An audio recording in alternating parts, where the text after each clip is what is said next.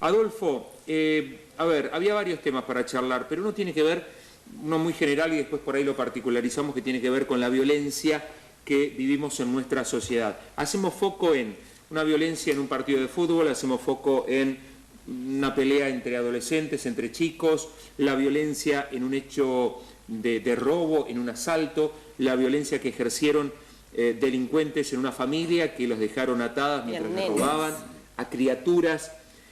Vos siempre pudiste hablar y nos pudiste explicar un poco el sentido, no sé si el sentido que tiene la violencia en nuestra sociedad, pero cómo funciona nuestra sociedad en ese sentido. Nosotros conversamos muchas veces de esto, digo, es un tema recurrente, a veces cuando uno vuelve a hablarlo ante los medios da la sensación de volver a lo mismo, ¿no? Como, este tipo otra vez hablando de lo mismo. Y a mí me parece que una persona, retomando un poco lo que charlábamos recién fuera de micrófono, alguien en su vida privada o una comunidad, vuelve sobre lo mismo cuando no logra desatarlo, ¿sí? Y hay algo que queda anudado y entonces esto insiste. Hay un problema y esto es como una piedra en el zapato. Entonces volvemos ahí hasta que esa piedra se sale. Entonces nosotros repetimos el tema, volvemos a hablar de la agresividad, volvemos a hablar de la violencia. ¿Por qué? Porque esto no cede, esto no cesa, aumenta. Entonces digo, de alguna manera nos obliga a volver a ponerlo, digamos, en opinión. Y vos me preguntás, bueno, ¿con qué tiene que ver esto? A mí me parece que lo primero interesante que podríamos decirle a la gente hoy es que esto tiene que ver con la naturaleza humana. Digo, hay algo de lo humano, nosotros somos capaces de ser sujetos amorosos y amables, pero también somos capaces de ser feroces. Esto es una realidad. Digo, hay algo de lo que llamamos la naturaleza de lo humano que alberga, que contiene el animal, digamos, igual que el resto de la especie, y nosotros podemos ser feroces, y en este sentido podemos ser destructivos. Entonces yo puedo decir, la raya está torcida, o puedo decir, el tipo está borracho. Son dos cosas distintas, ¿sí? Y esto después tiene que ver con lo que podemos pensar como cualidades superiores. Digo, en la medida que se desarrolla la humanidad, esa brutalidad no aparece, pero esa brutalidad es para el sexo y es para la agresión. Entonces vemos que un tipo es capaz de violarse a su hija, o que un tipo está tan enamorado, entre comillas, que si esa mujer le dice que no, él no lo puede soportar y la asesina, y la mata a ella, a la hija, a la madre. La suegra, no sé. Entonces, ¿qué es esto? Eso se llama el desborde de la pulsión. Esto es Sigmund Freud, digo, no es una ocurrencia mía, esto tiene más de 100 años, digamos, de historia al interior de una ciencia, no es una idea caprichosa. Adolfo, ¿y cuánto tiene que ver en esto la baja tolerancia que tenemos al fracaso, a que nos digan que no?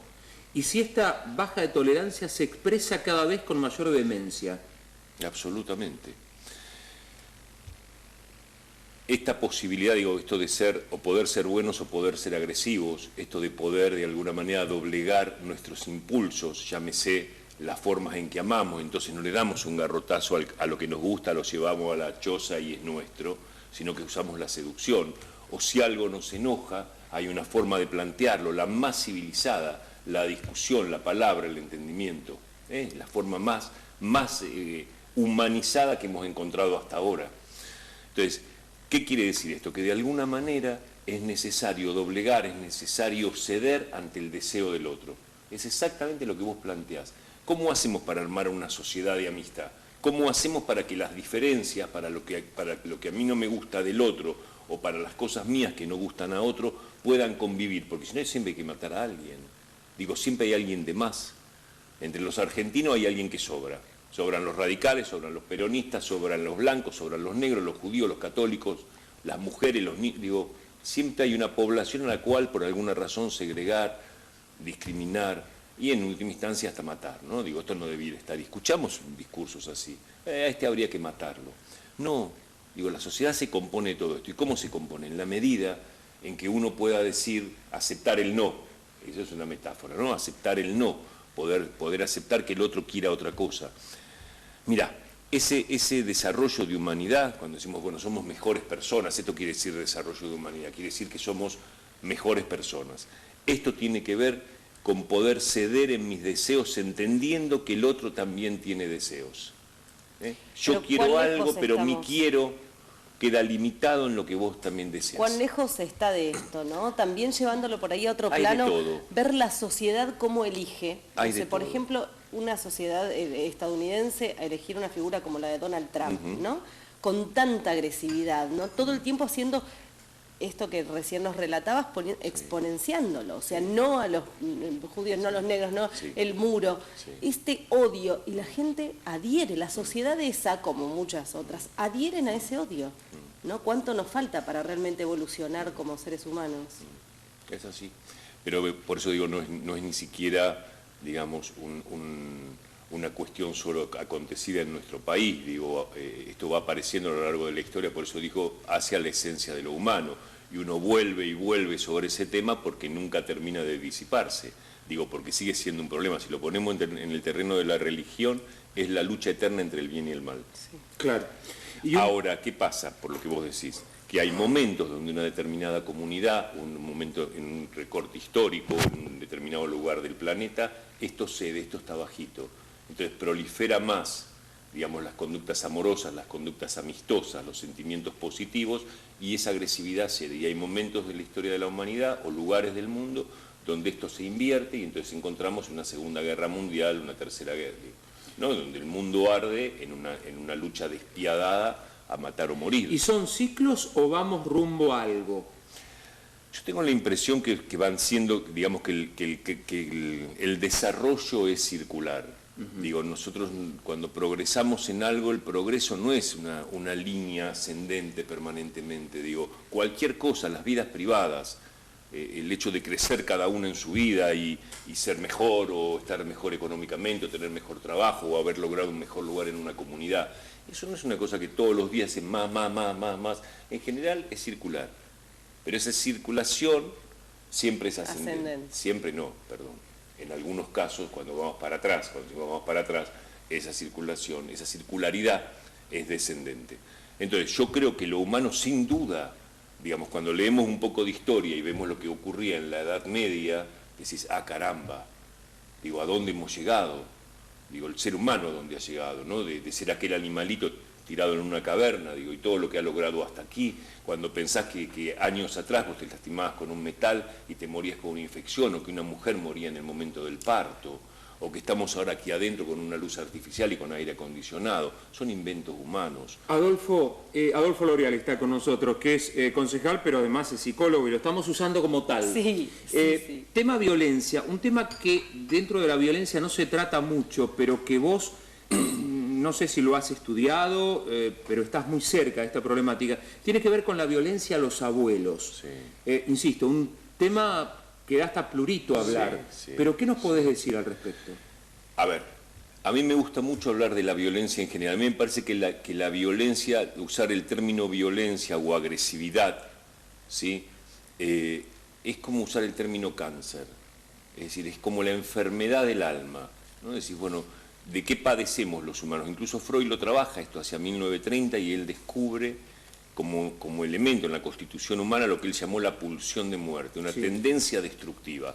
Y esa pulsión de muerte es la violencia.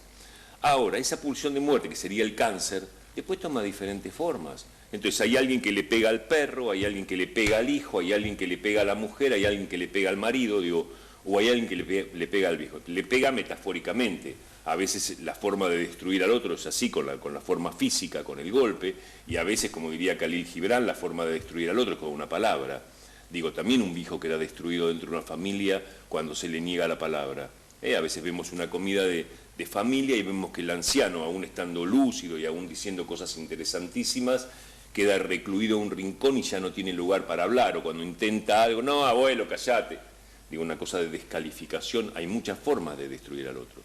Entonces me gusta mucho cuando podemos pensar en el mal de una manera global, que es, diría, tenemos que lograr cero tolerancia a la violencia. Hay una agresividad que es necesaria para sobrevivir.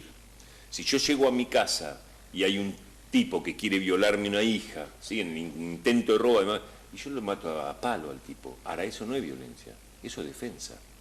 Ahí la agresión no es ataque, es defensa. Ah, mirá qué dato. No, es totalmente, pero está teorizado así. Sí, Digo, sí, una sí. cosa es podemos hablar de una agresividad básica, el cero, si no serías un tímido impotente, una cosa que te vienen a destruir, digo, el planeta mismo es hostil. Un rayo, la caída de un rayo, el maremoto, la tempestad, digo, la vida en el planeta para el humano no es siempre en lecho de rosas y fácilmente. Entonces el humano tiene una capacidad, eso se llamó agresividad básica, ¿no? Que es la posibilidad de defenderte ante un ataque. Entonces, tenemos que hacer esta diferencia. Una cosa es la agresión como defensa y otra cosa es la agresión como ataque. Vos vas manejando por la calle y un tipo te insulta a la ventana del lado. Digo, el tipo es un agresivo nato, digo, tira esto indiscriminadamente. Ahora, pero si yo me defiendo de eso, del insulto, como vos planteás, obviamente es diferente que estén violando a tu hija que te insulten en la calle, pero no estoy retroalimentando la violencia. Sin duda, sí. Por eso digo, también hay cada ser humano con sus propias cualidades psíquicas, decide la tolerancia, decide el respeto y decide aún, somos muchos los que aún en hechos de una agresión significativa preferimos no dar pelea. Entendemos que la mejor forma, aun cuando el otro te está insultando, es no responder a esto, para no generar ese circuito, donde entonces ya el otro inició, prendió la mecha, no importa, la prendió el otro, sí, pero uno prendió ahí, enganchó y esto continúa. Bueno, hay gente que con discusiones de tránsito, recuerdo en el Gran Buenos Aires, alguien de Tandil, que por responder una agresión... termina muerto. Terminó muerto. Sí, sí. Terminó muerto. Que tienen fierros en el baúl, es terrible. Entonces, digamos, lo pensamos de una manera global. ¿Para qué? Para que toda una comunidad trabaje en pos de esa no violencia. Y ustedes me van a ver a mí desde la labor del Consejo, que trabajás en función del Consejo de Adultos Mayores, para mejorar la calidad de vida de los mayores, la protectora de animales, con Copeco que estamos laburando. Digo, y es más, ustedes van a ver que en general aquel sujeto que ha aparecido con un hecho descarnado, ¿no? El tipo que mató a la mujer, y ese tipo tenía antecedentes de pegarle al chico, tenía antecedentes de haber maltratado animales, digo, el que porta la violencia, después la pone donde puede. Ese mismo tipo que vos te insultó en la calle, seguro que viene de casa de maltratar a su mujer. Digo, el tipo ya sale como una fiera a la vida. Y saliendo de la situación de los abuelos y metiéndonos de lleno ya en el panorama infantil, en los niños. La verdad que no respondí a la de los abuelos del todo. No terminó. ¿Querés responder? Sí, la redondeo Dale. con algo específico. El maltrato a los mayores es múltiple, hay múltiples formas. Desde la posesión de la casa del mayor y la jubilación, despojarlo de sus objetos, de sus bienes, hasta el abandono en una residencia, hasta esa descalificación. Es delicado, es una población vulnerable. El mayor es como el niño en este sentido, ¿No se es una comienza a población denigrar vulnerable. al adulto ya cuando una vez deja de trabajar y tiene una jubilación Sí, eso tan tiene baja? sí. ¿No se comienza a denigrarlo Sí, ya porque desde ese lugar? pertenecemos No puede a una acceder sociedad a nada. capitalista consumista donde entonces lo bueno es el que produce y gasta. Es un bienes y servicios. Entonces de pronto alguien que ha dejado de producir pasa a una categoría, digamos, inferior. Entonces creo que desde ese punto de vista, ese señor que se jubiló y bueno, ahora ya él no produce guita. Queda como fuera de ciertas reglas del mercado y eso lo hace perder valor. De hecho, esto lo decía Cicerón en el 48 a.C.,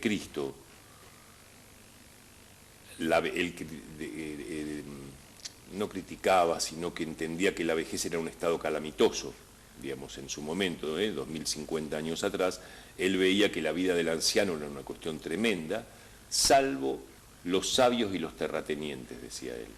Para poder mantener en la vejez alguna virtud, le queda, digamos, remitida a los sabios y a los terratenientes. Vale decir que si vos no sos un viejo sabio o no sos un viejo con guita, no vales nada. Un horror.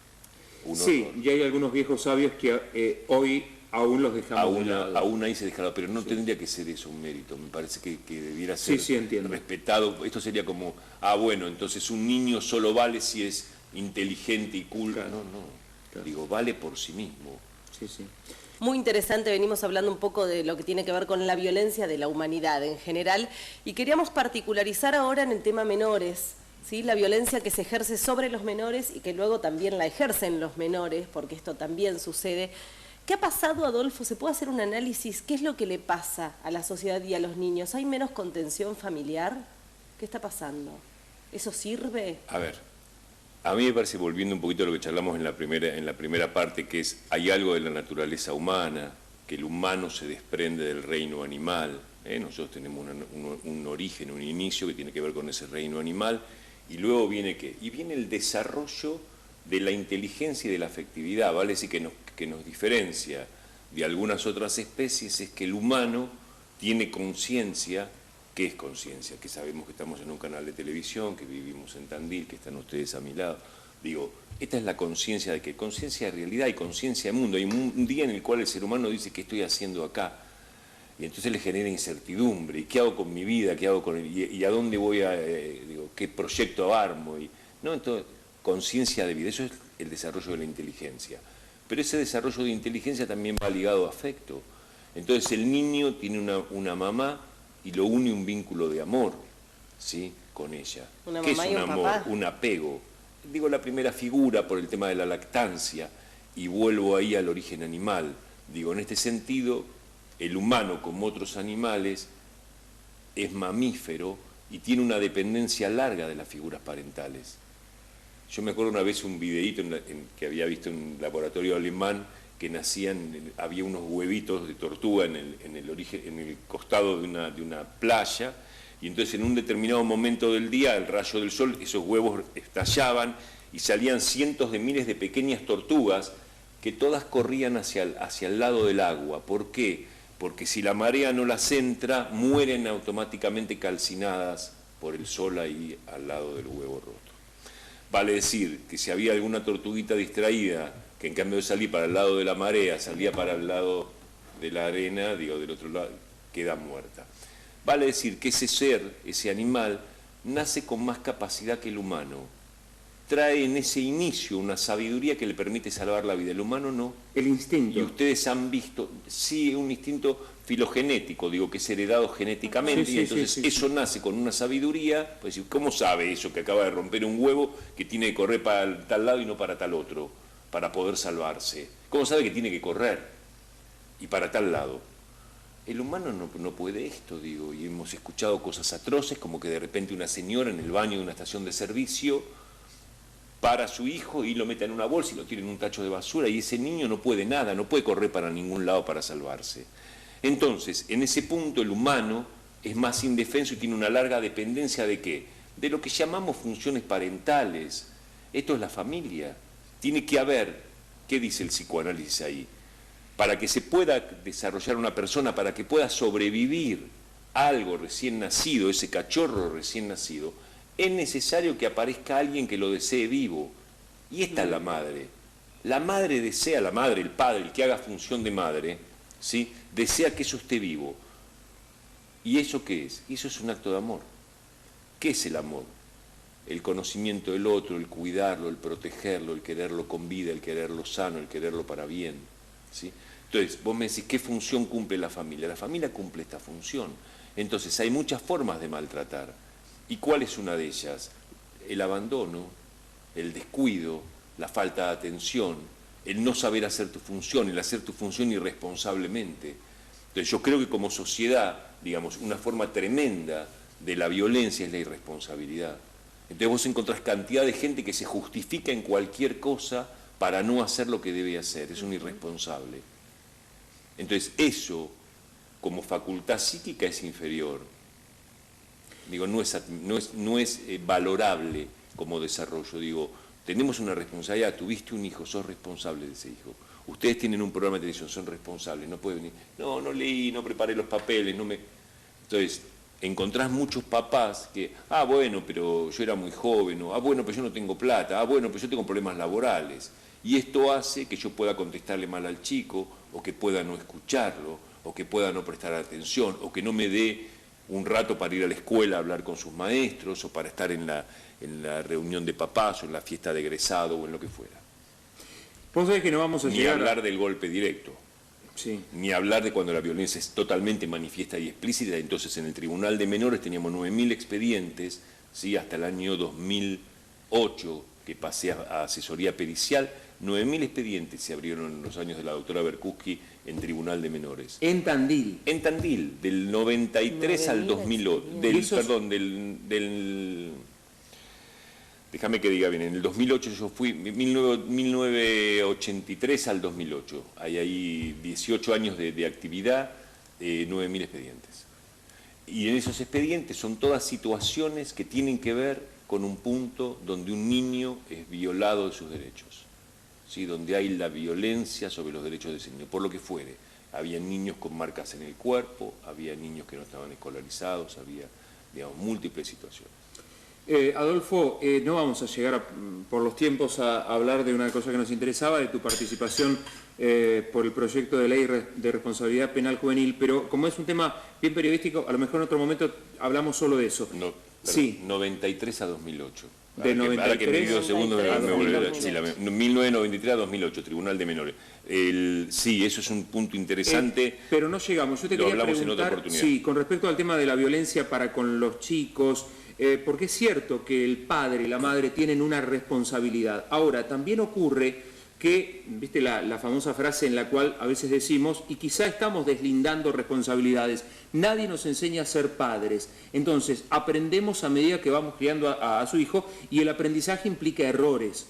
La pregunta es, ¿dónde está el límite entre, un error involuntario porque estamos aprendiendo a ser padres y la violencia para con un hijo? Que la violencia puede ser, como decías vos, no prestarle atención a algo que está pasando y porque no nos dimos cuenta. ¿Se entiende la pregunta? ¿Dónde está el límite? Dos cosas. El tema es tan importante. Primero, las funciones de padres son el reflejo de una comunidad. Los padres no son los únicos responsables. Los padres son elementos de una gran comunidad. Digo, la familia es una célula dentro de toda una sociedad. Entonces, los padres representan ante el niño, pero también hay otras instancias, es todo lo que podemos llamar en una estructura social, en un colectivo social, las organizaciones, y dentro de esas organizaciones hay figuras que representan autoridad, autoridad, potestad, y ese es el lugar de responsabilidad. Un padre es autoridad frente a los hijos porque el niño es pequeño y él es más grande, pero también el director del hospital tiene autoridad no solamente sobre el grupo de médicos, sino que también tiene que tener autoridad sobre los pacientes para poder provocar salud. Si no sería un caos. Digo, se trata de un cierto orden. Las comunidades necesitan un orden y esa autoridad es la responsabilidad, es aquel que es responsable. Entonces, cuando la gente dice, bueno, pero hay ausencia de gobierno, es cierto, digo, a veces hay ausencia de gobierno como hay ausencia de figuras paternas. Entonces, me parece que una sociedad crece en la medida que las autoridades, sobre todo, sean responsables. En cuanto al tema de niños, ahí la mayor responsabilidad compete al adulto. Es tan así que la 26.061, la Ley de Protección Integral de Derechos de Niños, Niñas y Adolescentes, debe ser fortalecida. Ese es uno de los puntos de conclusión de las reuniones que estamos teniendo. Hay un artículo del 37 que habla precisamente de lo que hace al lugar de las funciones de los padres. Y es necesario revisar esto. Y esas funciones de los padres están apuntaladas por el Estado. No sé si respondo. Sí, a mí me queda una cosa clara que ha sucedido en reuniones de violencia que tiene que ver sobre todo con robos de menores y demás, y el intendente siempre dice, los padres tienen que ser más responsables, ahí falta la responsabilidad de la familia, esos chicos tienen padres y los padres deben hacerse cargo. Lo repite una y otra vez. Por otro lado, la gente reclama presencia del Estado, como bien decías. Sí. Ahora, ¿qué se hace en esto, en el que ya los padres actuales no tienen ejemplos y ya no son responsables? Es que si el padre no es responsable y el padre no es un ejemplo, el hijo queda perdido. ¿Qué es lo que vos encontrás? Que un niño de 15 años es capaz de pegarle un tiro en la cara a otro. Eso es un niño que está perdido. Claro. Entonces, y ahí, ¿cómo sería la presencia del Estado? Yo comparto la opinión del señor intendente, y encima la da un pediatra con largos años de experiencia. En realidad, ¿por qué? Porque es lo más próximo al niño.